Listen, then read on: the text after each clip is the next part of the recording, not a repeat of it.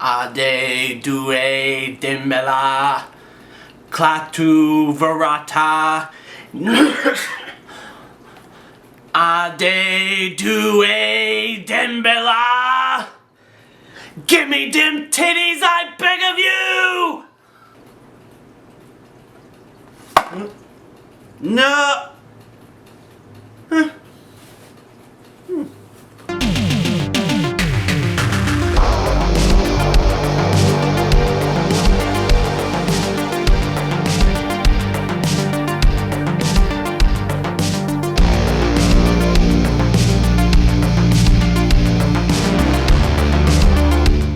Hey guys, Old Ed Mike here. Welcome to another episode of Beyond the Tapes. I had a giveaway a couple weeks ago for reaching 100 subscribers as a way to just give back to you guys for help watching my channel and stuff. It means a lot to me, so I gave away a $30 gift card to Netflix and a care package of just some date night goodies for watching a movie. And I also let him pick my next review. He picked Child's Play, which I don't have Child's Play on VHS right now. I told him that he could either I could just rent it digitally and still do the review on the movie because that's what he picked, or I could use what I had in my collection right now, which is Bride of Chucky. And so obviously he picked Bride of Chucky, so here we are. And shout out again to Joshua Morales. Thank you for subscribing and sharing and doing everything you do for me by watching my channel. It means a lot. So Bride of Chucky is the fourth in the series of Chucky films. The first three were more horror-based, and this one was a little branched kind of off. They definitely took it in the way of horror comedy. There's still a lot of scary stuff, a lot of sinister parts. Chucky's still an evil son of a bitch. This one's a lot more Chucky-centric, whereas the first three centered around the main characters being basically hunted by Chucky, or kind of more of like haunting him because he would like live with him and stuff. And with this one being such a departure, there's so much more comedy from Chucky. He makes jokes at all his victims that he kills.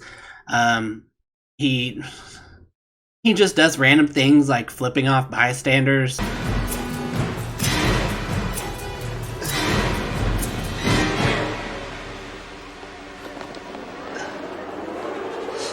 Rude fucking doll.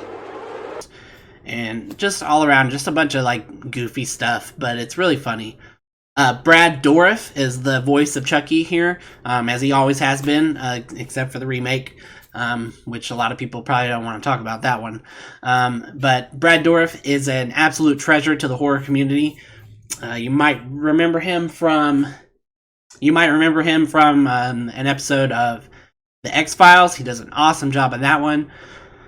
He had a pretty big role in Deadwood and also Alien Resurrection, and so many more to name. But he's in so many movies, and he's a fucking great actor, and he's great, even better voice actor. Also, amazingly enough, Katherine Heigl is in this as the main character. You might know her from Grey's Anatomy and Knocked Up. Kind of weird that this was one of her earlier roles in a horror film, which I guess is kind of makes sense. Blonde girl. But we all know who the real star of the film is. This fucking thick-ass bitch. Goddamn. She gets the most screen time, and it's pretty well deserved. She's fucking hilarious in this film, and obviously it is named after her because it is Bride of Chucky, so she is really the star. But let's check out the tape. This is a Universal Thriller release, printing. Notice you don't see Brad Dourif's name on here or Katherine Heigl, only Jennifer Tilly. They really marketing Jennifer Tilly on this one. Chucky Gets Lucky includes bonus footage. This is it comes with about 5 to 10 minutes of they show like animatronic work and all that kind of stuff. It's really cool. Here's the back. says a clever horror comedy that doesn't skimp on the chills. They really want you to know this is a horror comedy. It's a new start for the franchise, kind of stepping further away from just the horror genre. And the synopsis here says, for 10 years, the tortured soul of serial killer Charles Lee Ray has been imprisoned inside a child's doll. Chucky is reborn when his old flame, Tiffany, rescues his battered doll parts from a police impound. But Chucky wants his new playmate cut down to size, so he transforms his blushing bride into a stunning little terror. Chucky and Tiffany can't wait to start their own homicidal honeymoon. When this demonic duo hits the road and hooks up with a pair of unsuspecting newlyweds, they leave a trail of murder and mayhem behind them. Chucky's back. And here you got Jennifer Tilly looking hot as ever, resurrecting the good guy doll, aka Chucky. Here's Katherine Heigl. This is when he murders Jennifer Tilly, electrocutes her in the bathtub. And there's just a shot of them together after they're both in the doll form. And that's really it for the tape, so let's get on to the review. So the plot here is kind of basic. They do try to complicate it a little bit too much later near the end. So Chucky is dead from Child's Play 3, all chopped up. I believe it was fans that he fell into. And he's locked away in a police storage facility. When they cut to the scene in the storage facility, there's you see the mask of Jason from Friday the 13th. You see Freddy's claws. I think there might be a chainsaw too. Obviously, a big throwback to the other great horror icons.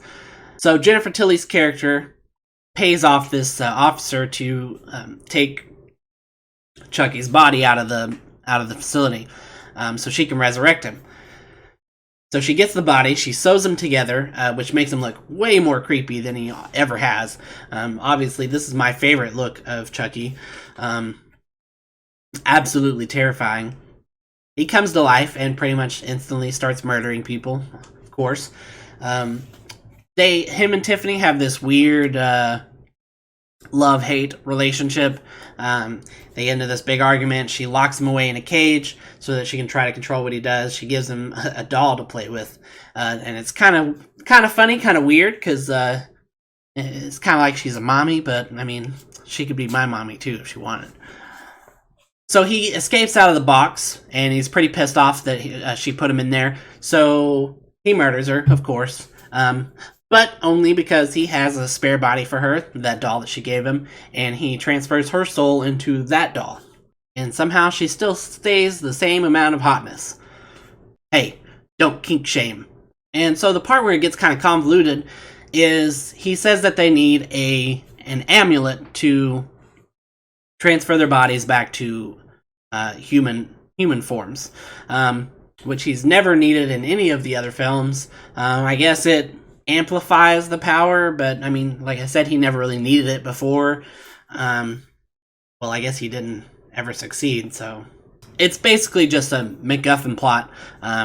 They can have an excuse to go on a road trip together to find some shit. They just want to turn it into a road trip movie, which is fine. It works. There's plenty of great deaths in the film, including such great things as nails through the face, a glass mirror breaking, stabbing people, choking, doll childbirth. There's great jokes thrown around all the deaths. Great practical effects. There are some, however, CGI effects that kind of take away from the film, such as the glass falling, and some other things. But to their credit, this was 1998, so CGI wasn't as widely used.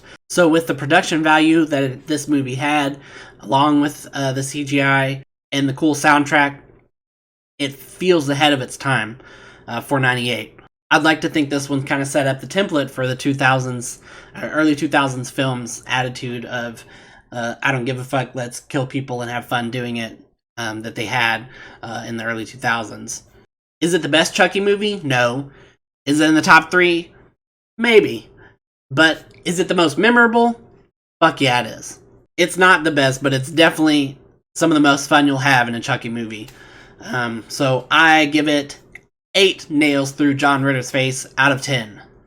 It's available to watch on the Stars subscription if you have that for Amazon or Hulu, which I highly recommend the Stars if you've got a couple extra bucks laying around, because it does have a ton of great horror movies, a ton of great 80s horror movies, like Return of the Living Dead Part 2, stuff like that. So, like I said, if you have a couple bucks, please check that out.